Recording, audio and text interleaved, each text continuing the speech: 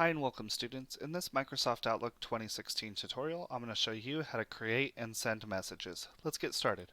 So I opened up Outlook and I have my inbox currently showing, and what we're going to do is we're going to start a new email message. So whenever you want to start a new email inside of Outlook, you go to the Home tab up here at the top, and then the New group on the left side, and within the New group you'll see New Email, and this will create a new email.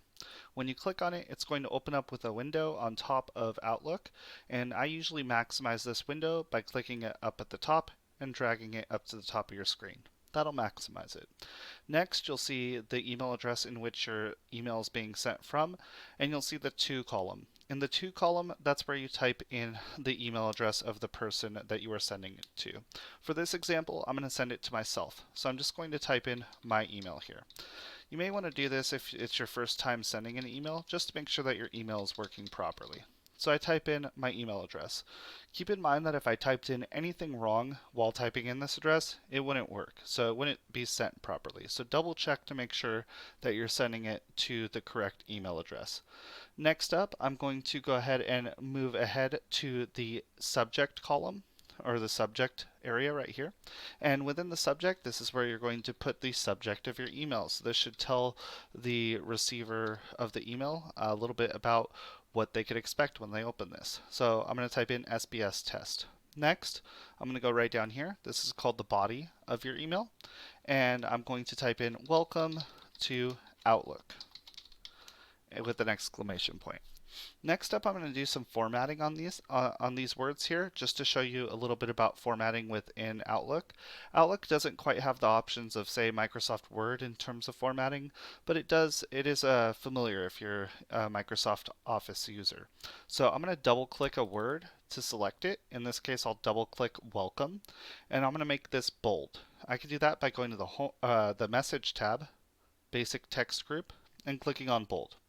And that'll make the word bold. You could also do Control B, just like in Microsoft Word. Either one works. I'll double click the word Outlook, and I'm going to change the text color of Outlook in the Message tab, Basic Text Group, and I'm going to hit this drop down arrow next to the A, and I will choose one of these colors down here at the bottom, like this one here. Under Standard Colors, I choose blue.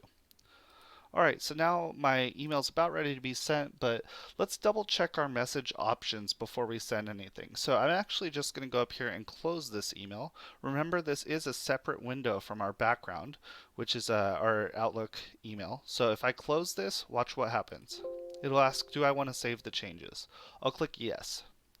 Keep in mind, if you close an email in Outlook, it doesn't send it. Instead, it saves it in your drafts folder over here on the left side. I wanted to go over some email options since if you're watching this video, you're probably wanting to know a little bit about your default options for Microsoft Outlook. And so I'm going to go to the File tab, the Options button over here on the left side, and I'll click on that.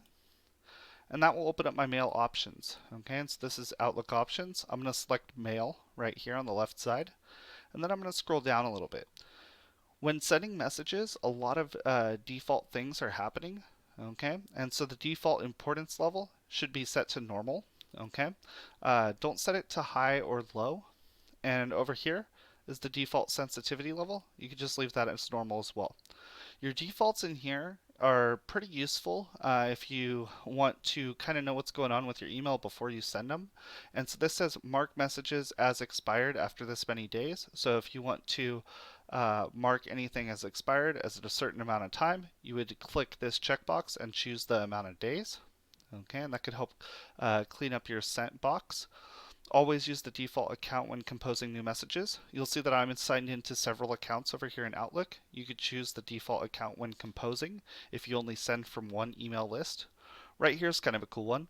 Commas can be used to separate multiple recipients. A lot of people don't really like to use the semicolon, and so if you prefer just a comma in between email addresses, you can click that checkbox and turn that on, and then after you type an email address, you just type a comma and then a space, and then you type the next one. Right here is automatic name checking. You should leave this on. Delete meeting requests and notifications from inboxes after responding. So you could choose to leave this on or turn this off. So if somebody sends you a meeting request, if you leave it on, it'll automatically delete that request but put it in your calendar. So I usually leave this on so it doesn't fill up my inbox. Next, Control plus Enter sends a message. That's a shortcut, and you could choose to turn that off if you wanted to. Right here is autocomplete list suggest names while typing in the CC 2 and BCC lines. This is if you're typing a name, it's going to automatically suggest people within your address book. I would turn this one on. However, I'm going to turn it off for these tutorials because I don't want anyone's email being listed within these tutorials. Next up, warn me when I send a message that may be missing an attachment.